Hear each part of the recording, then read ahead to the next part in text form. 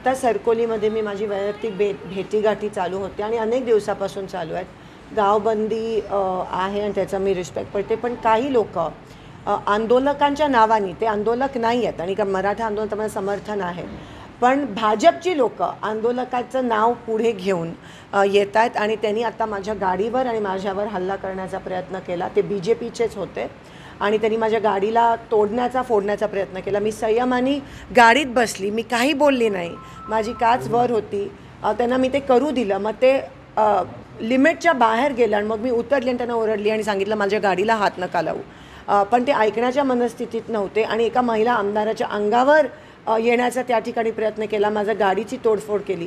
ते आंदोलक नव्हते, पण आंदोलनाचं नाव पुढे घेऊन भाजपची लोक असं करतात, ह्याचा आपण निषेध करूया।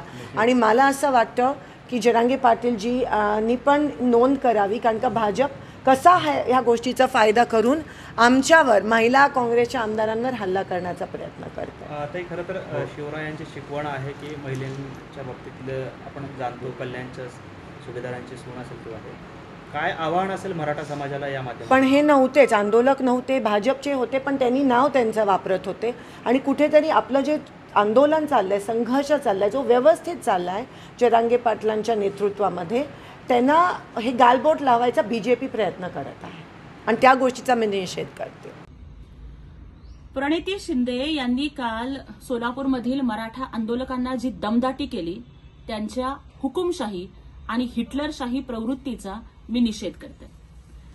प्रणितीताई या खरं तर आपल्या रागीट स्वभावाच्या बद्दल संपूर्ण सोलापुरामध्ये फेमस आहेत। काल मराठा समाज बांधवांनी तुम्ही आमच्यासाठी काय केलं, कधी आवाज उठवला, त्याचे पुरावे दाखवा म्हणून आपला रोष त्यांच्यासमोर व्यक्त करत असताना आपल्या गाडीवरती अतिप्रेम असणाऱ्या प्रणितीताईंनी त्यांना माझ्या गाडीला हात लावाल तर याद राखा, माझ्या गाडीला हात लावला तर गाठ माझ्याशी आहे, अशा पद्धतीनं मराठा आंदोलकांना दमदाटी केली। प्रणितीताई, तुमच्यासारख्या श्रीमंतांचं असंच असतं, तुमचं गाडीवर, माडीवर, कुत्र्यावर प्रेम असतं। पण प्रणितीताई, जर तुमच्या गाडीला हात लावला म्हणून तुम्हाला एवढा राग येत असेल तर मराठा आरक्षणाच्यासाठी ज्या युवकांनी आत्महत्या केल्या, त्यांच्या मायमाऊल्यांच्या आतडीला किती पीळ पडत असेल, त्यांच्या काळजाला किती वेदना होत असतील, हे तुम्हाला अजिबात समजणार नाही। ज्या वेळेस मराठा आंदोलक तुमच्या घरी सुद्धा आले होते, तेव्हाही तुम्ही त्यांना माझ्याच घरी का आलात अशा पद्धतीनं अपमानास्पद आणि अरेरावीची भाषा वापरली होती, हे समाज विसरलेला नाही। खरं तर लोकप्रतिनिधीला जनतेचा रोष आणि प्रेम दोन्ही गोष्टी संयमानं हाताळता आल्या पाहिजेत, पण प्रणितीताईंच्याकडे या संयमाचा अभाव आहे आणि त्यामुळे एक दिवस अतिराग आणि भीक माग अशीच त्यांची अवस्था होणार आहे। अहो प्रणितीताई, आम्हाला माहितीये तुमची गाडी लाख मोलाची आहे, काय तुमच्या गाडीला आमचा हात लागला म्हणून तुमची गाडी बाटणार होती का? अहो खरं तर आपले वडील हे सोलापुरात बुढ्ढी का बाल विकत होते, बुढ्ढी का बाल विकणाऱ्यांच्याकडे एवढी गाडी माडी कुठून आली, या सगळ्या गोष्टींच्या मध्ये आम्हाला अजिबात जायचं नाही। प्रणितीताई, अहो मराठा आंदोलनाला तुम्ही पाठिंबा दिलेलं एखादं पत्र तुम्हाला दाखवता येईल का? मराठा समाज बांधवांचे एवढे मोठे मोर्चे निघाले, त्यात कुठं आपण सहभागी होतात, याचा एखादा फोटो तुम्हाला दाखवता येईल का?